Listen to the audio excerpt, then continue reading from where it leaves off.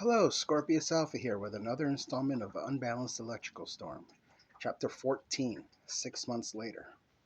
September 19th, 2010. Dear Diary, after my fight with Michael, I didn't have much of a choice but to move out, so I moved in with Francine. I learned that I was right. They're selling and using something else heroin. I'm really disappointed in them.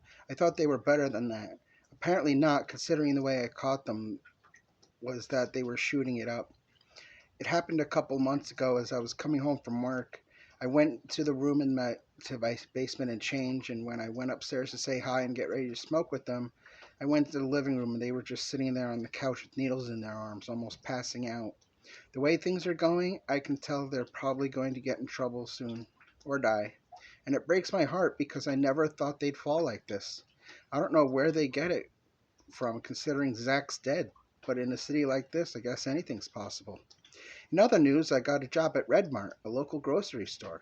The boss seems kind of cool, though he doesn't really interact with anyone. I kind of hate the job, though. Being a cashier sucks donkey dick. My coworkers and supervisors are pretty cool, too. Some of them I went to school with. I guess that's it with new stuff, except maybe for the fact that since they don't have jobs, Lawrence's brother and his girlfriend moved into the upstairs attic to help pay for rent, since Francine and Lawrence spend most of the money they earn from selling that shit to buy even more shit. Well, I guess I'd better save some space in this thing considering I'll be filling it up soon, yet again. I'm surprised I didn't have a different one every year like I did when I was a teenager. But then again, I don't ride in it every single day like I used to. I'll buy a new one when I get the chance, though. I don't know when. This one has been with me for quite a while, though. And right now it's the only thing keeping me sane and it lets me vent. Well, good night. Work tomorrow. Sandra comes home from work, goes downstairs to her room, changes, smokes a bowl, and goes upstairs to check on Francine and Lawrence. They're both passed out on the couch with cigarettes still burning in Francine's hand. Sandra smacks her in the face to wake her up. Huh? What? Francine says. Your smoke is still burning, Sandra says. Yeah, I'm smoking it. Way to ruin my high, bitch. She puts out the cigarette and lights a new one. You were passed out, and it was still lit, almost out. Shut the fuck up. No, I'm only trying to help. Sorry, I got it all under control. Got what under control? The thing. She starts to pass out again. What thing are you talking about? The smoke thing. Hi. Shit. The second cigarette is burning just like the last one, with a long ash falling off onto her pants. Wake up! Wow, what do you want from me? Francine mumbles. Well, I wanted to hang out, but I can see you're too busy getting high to care. Yeah, love high. She passes back out again. Sandra goes back downstairs and watches a couple of movies, and a few hours later, Francine comes downstairs. Hey, what time is it? 10 o'clock. Holy shit, what happened? You got high and passed out. Really? Yeah, really. Damn, I'm sorry. No, you're not. You'll just do it again tomorrow. I'm fucking hungry. You feel like pizza? I think the pizza place is closed now. Ah, shit. I'll find something. Francine goes upstairs and puts together random ingredients. She calls down to Sandra. You hungry? I could eat. So she goes upstairs where Francine has a pan of tortilla chips, ground beef, and cheese. Lawrence is watching TV and a pipe is set up. Cool, are we going to smoke? After dinner. So they eat and watch TV and smoke the pipe. Francine turns to Lawrence. After dinner, Mint? She asks. Sure, Lawrence says. They both go into their bedroom and do a line of heroin each. Why are you guys so into that? Sandra asks. 'Cause we can, Francine says. But it's one of the worst of them out there. I don't want you to die. We'll be fine. We know what we're doing, Lawrence says. I hope so. I don't want to see cops or the ambulance outside the house one day when I'm coming home from work. Don't worry, it's fine. We're under the radar, remember? Yeah, for now, but it won't last forever. Yeah, that's what you think. Come on, you can't tell me you trust everyone you sell to. Why wouldn't we? Are you serious? If any of them gets caught, they'll throw you directly under the bus, if it means not getting into trouble. Nah, they're good people. If they're such good people, they wouldn't be buying heroin. It's an opiate, a painkiller. These people need this stuff. No, they don't. They're all drug addicts. Think what you want. We're not changing a thing. Fine. Don't listen. September 20th, 2010. Dear Diary, it's just awful. I can't even believe this shit is really happening. In the few months that Francine and Lawrence have been selling heroin, things have changed in some way or another. They're not as social or as much fun to hang out around anymore. Their lives have become focused on that. People are dying too. I didn't really think it would go that far, but in a way I did. One of them was a really close friend of theirs. One was just a friend or something, and the one that really bothers me was Erica's boyfriend that she met back during the tattoo party. Ugh, I shudder to think back to that day. Anyway, it really bothers me because when Lawrence heard about it, his reaction was just to laugh and said that he was glad he was dead. Sorry, but that's just mean. It doesn't matter who it is, nobody should really deserve to die in my book. The only people who truly deserve to die are the ones who have taken a life themselves or have hurt a person beyond repair. His excuse was that he was glad he was dead because he hated him. Still, it doesn't matter. He was a human being. I'm seriously considering if maybe I made the right decision in choosing my friends because it seems like it's always getting screwed up no matter who I choose. But I should probably get out of here while I still have the chance. I'm not sure how I plan to do it, but I'll think of something. Maybe God will throw a curveball my way and I'll be able to find a new place to live so I don't get caught in the middle. I've been trying to make some new friends, but I don't really want to associate with these people that hang out with them or buy things from them. That would be stupid. I'm trying to find people that aren't into that. Of course, I've been talking to Jane and Kevin. They don't want to be here either. Maybe I can find an apartment with them somehow. I am so freaking bored, Sandra says one day at work. At least we're getting paid, her coworker says. Yeah, but we've been standing around for at least a half an hour and nobody has come into my line. I had a couple. Yeah, lucky you. It's not like they bought a lot. More action than I've gotten. Why the hell is it slow? I don't know, probably because it's Monday and in the middle of the day. Just be glad it's not the beginning of the month. Nah, they like to come in the middle of the night when they can shop in their pajamas with their screaming children who just want to go to sleep. That's an awful stereotype. They're not all like that. Nah, just most of them. I know. I've seen it. I've waited on them and dealt with their bullshit. Whatever. Just don't let the boss hear you talking like that. Like I give a shit. Their boss walks up to the two girls, to the two cashiers. It's slow today. I need one of you to go home, he says. I'll go, Sandra says. Turn off your light, hand in your drawer. Okay. About 20 minutes later, Sandra walks into the house and heads to the basement. She changes and smokes a bowl.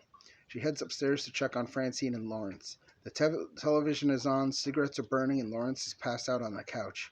Francine is in the bathroom with the door wide open, sitting on the toilet, passed out with a needle in her arm, but clearly breathing.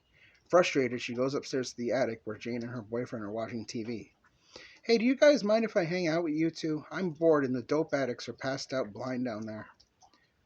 Yeah, sure, Jane says. That okay with you, hun? Sure, whatever, he says. So, Kevin, how can you deal with your brother shooting up heroin all day, every day? Sandra asks. I don't care, Kevin says. But he's your brother. Shouldn't you talk to him or something? I've tried. My parents have tried. He's addicted, and we've given up at this point. But what about rehab? He's not willing to go, and we can't force him. Yeah, I'm pretty sure you can. Nope. Why not? He'll just leave. We've tried a couple times before, back when he was hooked on pills. Yeah, but this is more serious. We'd like to help, but he doesn't even realize he has a problem. He thinks he's fine. Really? Yeah, he thinks he's got it all under control and that it's just for fun. For fun? Yeah, recreational.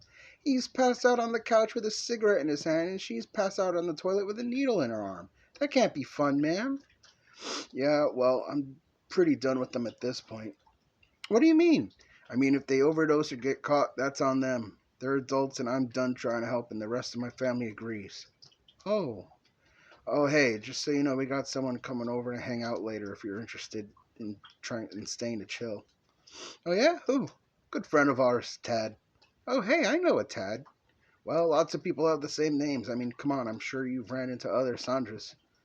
You'd think so, but no. Huh. That's interesting. It happens. Or doesn't in this case. Well, he's here. Could you let him in? Yeah, sure. Sandra walks downstairs, unlocks, and opens the door. Tad? Sandra? Tad, a short guy with medium long black hair with facial piercings and tattoos on his arm, says, How the hell are you? It's been a few years since I last saw you. Yeah, holy shit, I didn't know you'd be here. I didn't know that the Tad, Jane, and Kevin were talking about was you. Yeah, I don't know. Yeah, never mind. Come on up. They go up to the attic, and on the way, Sandra notices that Francine and Lawrence have regained consciousness and are moving around. They finally reach the attic. Hey, Tad, glad you made it, Kevin says. Oh, yeah, I didn't know you guys were friends with Sandra. Oh, I didn't know you knew Sandra. I have known her for a few years. September 21st, 2010. Dear Diary, today was a very interesting day. I left work early, which is all right by me. I was bored anyway. After my bowl, I went upstairs to hang out with the dope heads, but they were passed out from drugs, as usual. I decided to hang out with Jane and Kevin instead, and I learned that they were friends with Tad. Tad is a guy I knew from back when he was a teenager. He's the same age as my sister, and they went to school together. We eventually became friends and we talked together a lot over the computer. I never thought that I'd see him again out of the blue like this, mostly because I didn't know he was friends with my friends. So after we went upstairs, the four of us smoked a bowl and watched a couple of movies. It was nice to catch up and see him, though I do have a little crush on him because he's just my type. He likes a lot of the same stuff I do, and he's an artist, which is a bonus. He really wants to get a career in tattooing, which I have to admit is kind of hot. He told me about how he and his girlfriend recently broke up, and I told him how my dating escapades were, and it was really great catching up. He told me he might visit again soon, which I would really like in more ways than one. He's my friend, but he's also a hot friend, and maybe, just maybe, I could maybe convince to give me a try. I suggested it to him, but he says he doesn't want to ruin our friendship. I find that to be bullshit because we're already friends, and what's wrong with wanting to take it to the next level? I told him it'd still be like we were friends, except we'd just be in a relationship. No big deal. He said he'd have to think about it. I really hope he agrees. I need a good change of pace considering with what I've had to deal with the past with those failed opportunities and that asshole of 2 years, Jack. I've been waiting for something better to come along, and I really hope I'm on point with this one. It's been one disappointment after another, and I really hope something works out this time. He's a nice guy, and I'm a nice girl, and he really is ideal for me, considering he's got a lot of qualities that I look for. So who knows? This one might be it this time, if he says yes, that is. A few days later, Sandra is at home waiting on a visit from Tad while hanging out with Francine and Lawrence. So, you waiting on your boyfriend? Francine teases. He's not my boyfriend, Francine. Though I wish he was, she says to herself. Could have fooled me. You were getting awfully cozy with him. So? So, I naturally thought that he was your boyfriend. No, we've just been friends for a really long time. Uh huh, sure. There's a knock on the door. I'll get it. Sandra rushes to the door. Hey, Sandy, Tad says. Hi, Tad. How you doing? Oh, I'm fine. Wanna come downstairs and watch a movie? Yeah, sure. Okay, come on. They go downstairs and Sandra picks out a movie. So I've been meaning to talk to you. About what? Well, I was kind of wondering maybe we could try going out? I'm not sure. Still? Well, like I said, I don't want to ruin our friendship. And I said it won't. We'll still be friends, except we'll do, other things. I'm still not sure. But I really care about you, Tad. I care about you too, Sandy, but I'm not sure. What do we have to lose? Our friendship. I've said that twice already. But why would it end? Because it would be weird to go back to being friends after, you know. I don't see why it has to. We're both adults. I know we can be mature about it. Can you? I guess. I don't know. What's not to know? Because talking about it and actually doing it are two different things. Life is weird like that. I mean, I do like you, don't get me wrong. You're a nice, sweet girl, and you've never caused me any problems, but that's because we've only ever been friends. A relationship is a whole different animal. Well, how about we give it a little trial run? What do you mean? I mean, like, we try dating for a little while, like, couple of weeks or whatever and see how it goes. Hmm, I guess we could. Really? Sandra says excitedly. I, you know what? Fuck it. Yeah, let's give it a shot. Oh, thank you. I promise you won't regret this decision. Well, I certainly hope not. I'm serious, you won't. And how can I be sure? Trust me. And she gives him a kiss on the lips.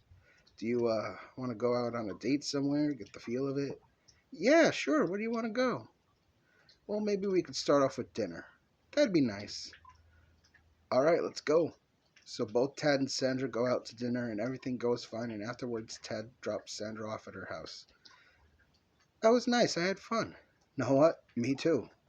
Oh, good. Maybe it was worth a shot after all? Yeah, you know what? Maybe we don't need a trial run. Let's just go for it. I'm like this every day, so it's not like I'm suddenly going to be a different person now that we're dating. That's good to hear. I'm going to head home. Okay, I'll be seeing you. She gives him a kiss goodnight. She walks into the house and squeals. Told you, Francine says. Told me what? That he's your boyfriend. He is now. He wasn't before. Yeah, well, you know. No, I don't. I don't know. I kind of saw it coming. No, you didn't. You just made an observation and assumed, and when it was validated unintentionally, it gave you the false impression that you were clairvoyant to my situation. What? You just thought you saw it coming when instead it was a sequence of events that happened to accurately describe what you were talking about. I hate it when you get nerdy on me. September 24th, 2010. Dear Diary, I am so freaking excited. Tad finally agreed to start dating. I hope I'm right and he is the one for me because I'm sick of being on this roller coaster of heartbreak, douchebaggery, and rejection. All I want is a nice guy who I know and can trust, someone who loves me for me, and I think that Tad may be that person. We had a great day today. We watched a couple movies, went to dinner, and at the end of the night, he actually gave me a kiss goodnight. I really hope I'm right and he truly is the one for me because, well, I guess I made that point pretty clear already. It's crazy. I moved in with Francine and Lawrence because Francine was my best friend, and I figured I'd be hanging out with her all the time like we did before I moved in. Instead, I've been hanging out with Lawrence's brother and his girlfriend way more than I hang out with Francine and Lawrence, and it was through them that I was able to reconnect with Tad. Then from there, I was able to talk to Tad and let my feelings out, and now we're dating. Isn't it amazing how life works sometimes? Of course, upon moving in, I wasn't aware that they had become heroin dealers and addicts. Besides, it's next to impossible to try and have a conversation with them because they're either too doped up or passed out. Ugh, I sound like a broken record. But it's just that things haven't really been easy for me, what with being alone most of the time. That's why I'm glad I have Tad now. He says that he's going to sleep over this weekend, so I'm totally excited for that. I wonder if anything will happen with him, like intimately. The only reason I wonder is because he's a guy, and I know how guys can be, but I think it would be alright because I sort of want it to happen. Oh, who am I kidding? Of course I want it to happen. I'm just fooling myself into thinking that it's something that I wouldn't want. After all, I am attracted to him and I have feelings for him, so I'll take whatever he dishes out.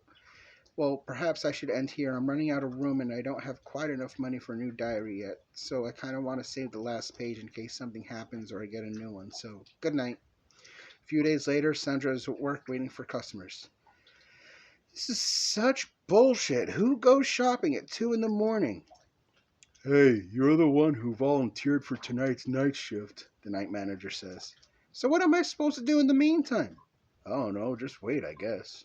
This is stupid. I wish I was doing something else. Yeah, like what?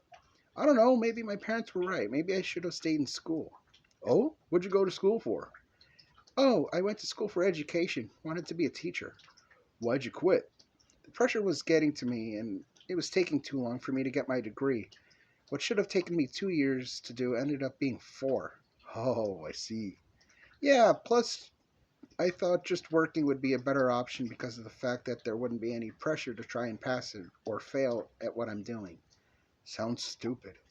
Now that I think about it, yeah, it is kind of stupid, but hey, what am I going to do? Why don't you go back to school? Really? Yeah, it seems pretty obvious that you're not happy with where you are.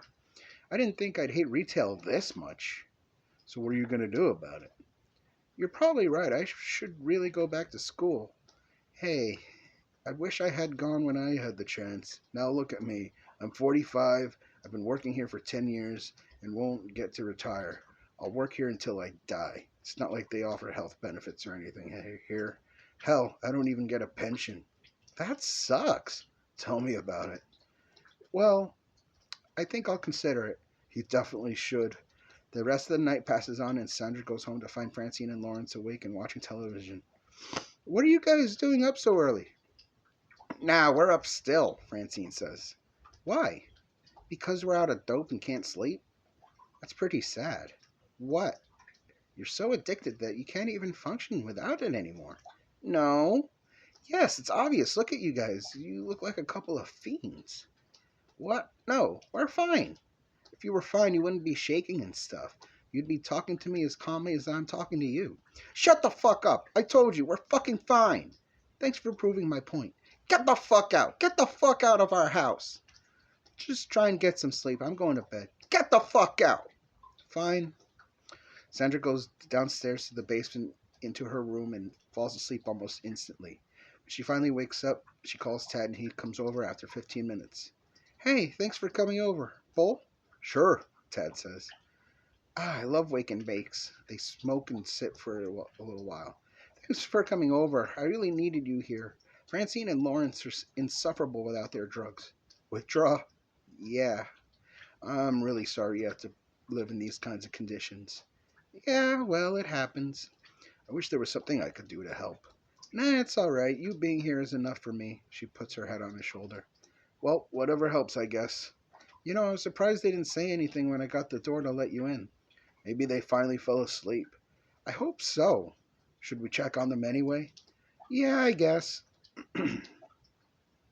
They go upstairs and check on Francine and Lawrence, who have paper baggies strewn on their coffee table and a needle. Looks like they got their fix. I guess so, Sandra sighs. Look, they'll never get over their addiction. Hey, even when people are at their worst, there's always room for improvement. They just have to be coerced to do so.